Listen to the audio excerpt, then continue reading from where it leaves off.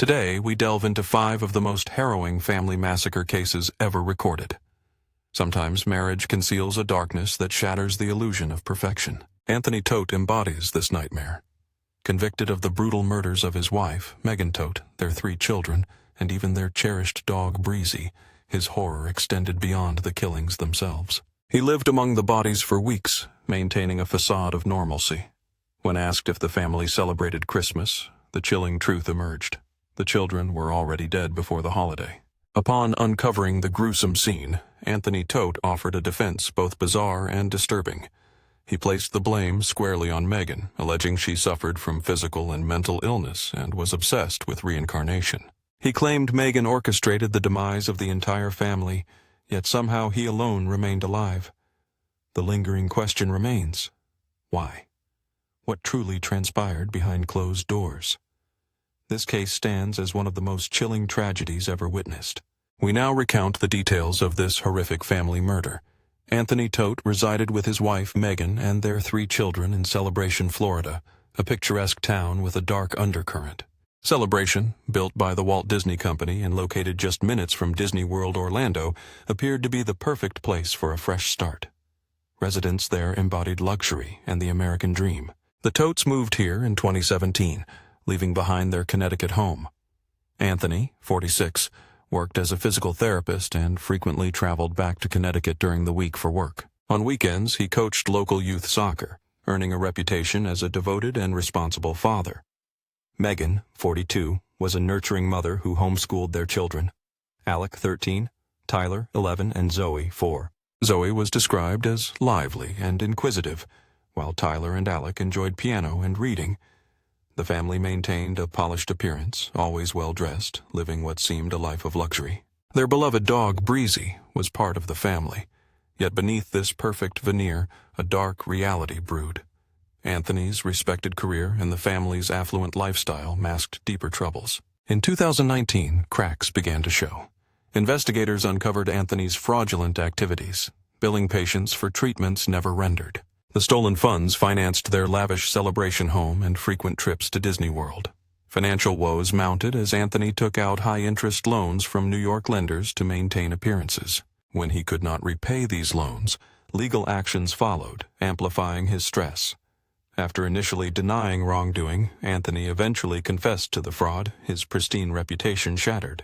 Megan and the children remained oblivious to the financial deception. Anthony concealed the mounting debt, maintaining the illusion of a happy, affluent family. By the time the truth emerged, Anthony owed over $200,000. The pressure to sustain this charade severely affected his mental health.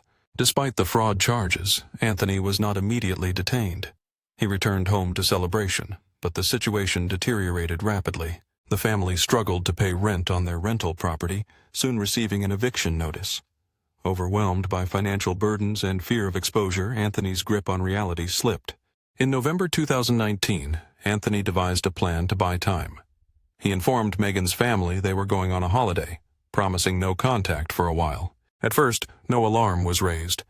The Toates often traveled and were sometimes out of touch. But as weeks passed, the silence grew ominous. The family's absence on Christmas raised deep concerns. Neighbors noticed the eviction notice on the door and sensed something was amiss. When one neighbor reached out to Megan, the response was curt and, unlike the warm woman they knew, deepening suspicions. As unease spread, the extended family feared the worst and contacted authorities, requesting a wellness check on the Toate household. An FBI agent investigating Anthony's fraudulent activities in Connecticut grew increasingly worried and urged the Florida Sheriff's Office to locate the missing physical therapist. Despite repeated calls from the Toate family, police delayed action.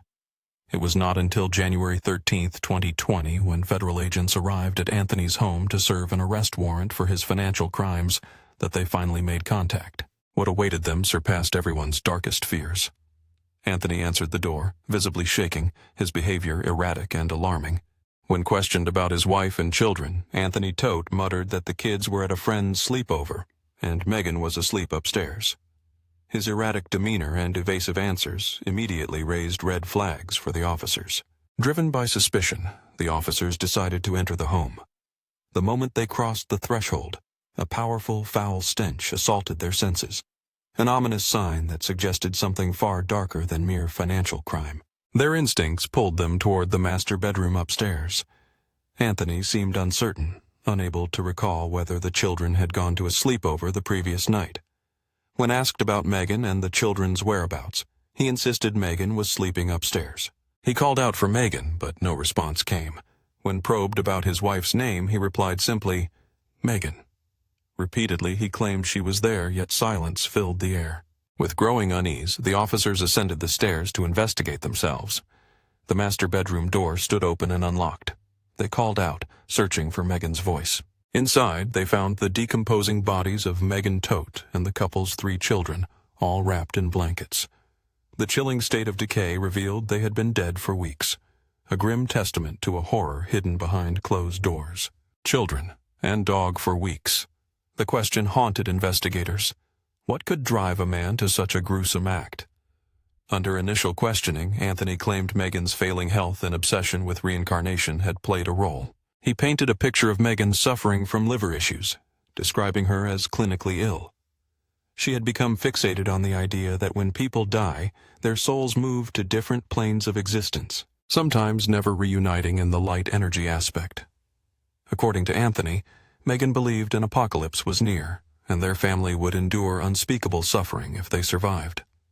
She reportedly convinced him that dying together was the only escape, promising a better afterlife as their reward. The plan, he said, was a 3-step process on a Friday night, ensuring they would all ascend together without separation. Anthony described how Megan had prepared the children for the end, explaining the grim reality to their sons. They talked openly about death, making sure the boys understood what awaited them. In a tense exchange, Anthony acknowledged responsibility for the deaths, but shifted some blame to Megan, insisting she was involved. The devastating truth remained. All 3 children were dead, as was Megan, leaving Anthony alone in a shattered state. In an even darker turn, Anthony presented a suicide note he claimed was written by Megan. He admitted to retyping it himself, intending to honor the family's wishes and explain their tragic decision. The letter detailed their choice to die as one, to avoid the horrors of the world's end. It spoke of Megan's relentless pain from liver disease and Lyme disease, and the daily suffering endured by the family. It also mentioned Anthony's divided life between Connecticut and Florida, a source of unhappiness for Megan. The note ended with a haunting promise. The family would be together forever, never to be parted again. Their grim rationale included emotional trauma from Megan's father's suicide and 2 miscarriages, events that had plunged them into deep despair. Midway through the note, they expressed fear of Anthony's father, Robert Toate, who had a violent past, including an attempted murder conviction against Anthony's mother. The note revealed the family's pride in their love and contributions, requesting their ashes be scattered with Breezy's in the ocean or Harkness Memorial State Park, so they could rest eternally alongside Megan's father. The document closed with a plea for peace and forgiveness, apologizing for the pain their deaths would cause, and expressing a hope to watch over their loved ones from beyond. During his confession, Anthony stated that he and Megan had written the note together, printing it only after their deaths. Yet, as the trial unfolded, his narrative shifted dramatically. He then claimed Megan authored the note alone and gave it to him. He recounted a bizarre scene where he found the note soaked in his urine after a hallucination and mistakenly drank what he believed was coffee but was likely motor oil. He claimed to have retyped the note to honor Megan's wishes regarding their ashes and to demonstrate family unity. In court, Anthony continued to alter his story. At times, he insisted Megan wrote the note and left it behind. At others, he denied any role in its creation. He also claimed the children expressed a desire to die alongside him, leading to their collective demise. After the killings, Anthony stored the bodies in the bedroom. Despite the high levels of Benadryl found in his system, he confessed he could not bring himself to stab himself and instead left the house occasionally to buy alcohol and food. The details he provided were chilling. He told detectives exactly how he killed his children and Breezy, the family dog. Though difficult to hear, Anthony described holding a pillow over Zoe's head for 10 to 15 minutes. When asked how long she struggled, he replied she kicked and screamed for only a few minutes before falling silent. The interrogation pressed further. How could a child struggle for minutes yet succumb after only moments of resistance? Anthony explained that he and Megan believed parents should decide when their children leave this world, and that this conviction led them to plan and carry out the murders together. He detailed stabbing and smothering Alec as the boy fought back fiercely. According to Anthony, Megan left partway through Alec's murder, leaving Anthony to finish the act by suffocating him with pillows to prevent injury to himself from the boy's struggles. He described placing a pillow over Alec's face, holding his nose and mouth until the boy ceased struggling. When asked how long it took, Anthony claimed it was quick. Meanwhile, Megan was reportedly meditating downstairs as Anthony killed Tyler. He insisted their actions were driven by love and a hope for salvation. Between the murders and the discovery of the bodies, Anthony attempted to take his own life multiple times using knives and other methods, but ultimately survived to face justice. The grim discovery revealed zip ties fastened tightly around the victim's neck, with Benadryl playing a sinister role. Yet, in a moment of hesitation, the perpetrator backed away. Questions surfaced about how long the family had been held captive, over 2 weeks. One victim confessed to a desperate suicide attempt, trying to end their life with razor blades. The zip tie constricting the neck forced the victim to struggle with the knife, attempting to direct it precisely. But fear took hold, and the attempt was abandoned. Official reports from the medical examiner confirmed a chilling truth. All 4 victims had died by homicide. The exact cause of death remained unspecified, but toxicology revealed Benadryl poisoning in every body. Crime scene photos showed hunting knives used to stab the family members. However, the medical examiner could not conclude whether suffocation or strangulation had occurred. Further investigation suggested that the stab wounds were likely inflicted after death. Only a small dose of Benadryl had been used to sedate the family. Evidence emerged that one of Anthony Toate's sons had fought back during the attack. This resistance was visible in a scratch found on Anthony Toate's neck at the time of his arrest, along with blisters and cuts on his hands. Investigators also noted that his older son had died clutching rosary beads tightly in his hand. Despite mounting evidence, Anthony Toate abruptly altered his narrative. He abandoned his initial story of a suicide pact and impending apocalypse. Instead, in a handwritten letter to his father, Robert Toate, he accused his wife Megan of orchestrating the murders. According to this disturbing new account, Megan had poisoned the children by lacing their pudding with Benadryl before stabbing them. When confronted, she allegedly stabbed herself to death in front of Anthony. This bizarre tale rivaled the original in its incredulity. But regardless of which version held truth, the undeniable fact remained. Anthony Toate was responsible for murdering his family. The true motives behind this horrific tragedy may never be fully uncovered. Yet speculation points to deep-rooted trauma or a troubled past that could have driven Anthony Toate to such unspeakable violence. One of the darkest moments from his early life stood out starkly. In March 1980, when Anthony was only 4 years old, an intruder broke into the Toate family home in Pennsylvania and shot his mother. A 1981 Philadelphia Inquirer article recounted how Anthony had heard his mother's screams before the fatal gunshot. Robert Toate, Anthony's father and a former special education teacher and wrestling coach, was later charged with attempted murder. He was accused of hiring an ex-student with learning disabilities to kill his wife, allegedly to be with his mistress. Loretta Toate survived the brutal attack but lost her left eye. Robert Toate has consistently denied any involvement in the attempt on his wife's life since his arrest. During his trial, Robert testified in his own defense. In December 1980, he was convicted and sentenced initially to 10 to 20 years in prison. Later, his sentence was reduced to 5 to 10 years. Despite his claims of innocence, Robert admitted to an extramarital affair. His absence the night of the shooting left the family vulnerable and exposed young Anthony to trauma that might have shaped his future. Anthony's sister, Christy Caplet, weighed in on the situation. She revealed a federal investigation into Anthony for alleged Medicaid fraud, a charge that could have sentenced him to 1 or 2 years in prison. Christy speculated that witnessing their father's arrest as a child might have fueled Anthony's desire to protect his own children from a similar fate. Yet, she made it clear this did not excuse Anthony's horrific actions. She confessed she never believed her brother capable of such violence, not even in her darkest thoughts.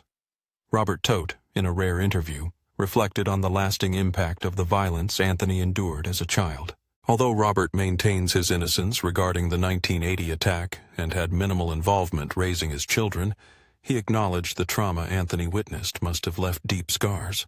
"There's only so much trauma a young kid can take," Robert admitted. Turning to Anthony's own trial, he became infamously known as the Killer Disney Dad when he faced court in April 2022. The prosecution laid out overwhelming evidence. Anthony's confessions, alleged suicide notes, and forensic reports dominated the 6-day trial. Despite this, his defense struggled to mount a convincing case. Throughout the proceedings, Anthony repeatedly shifted his story. He first claimed a suicide pact and apocalyptic fears, then shifted blame onto Megan. Defense attorneys attempted to exclude his earlier confessions and allegations of insurance fraud, but the court admitted them as evidence. In a surprising move, Anthony pleaded not guilty, insisting his second version, blaming Megan, was the truth. He claimed his initial confession was fabricated to protect Megan. He spoke of her battles with Lyme disease and depression following a miscarriage, suggesting these struggles led to his own suicide attempts. The defense argued that the bodies were too decomposed to establish exact causes of death, and there was insufficient proof linking Anthony conclusively to the murders. They also highlighted the absence of eyewitnesses. However, the prosecution countered that Anthony's initial confession aligned perfectly with crime scene evidence. They questioned why he had not called the police or intervened if Megan was truly responsible. After 6 hours of deliberation in April 2022, the jury found Anthony Toate guilty on 4 counts of first-degree murder and 1 count of animal cruelty for the death of the family dog, Breezy. Despite his disbelief, the verdict was clear. The judge sentenced Anthony Toate to 4 consecutive life sentences without parole, plus an additional year for animal cruelty. Robert Toate criticized the verdict and the case's handling, arguing that Anthony's emotionally charged confession should not be regarded as truth. Yet, despite these claims, the harrowing reality remains. Anthony Toate was the architect of his family's demise. Trauma, no matter how deep, can never justify the brutal act of murder. Such violence will never find justification.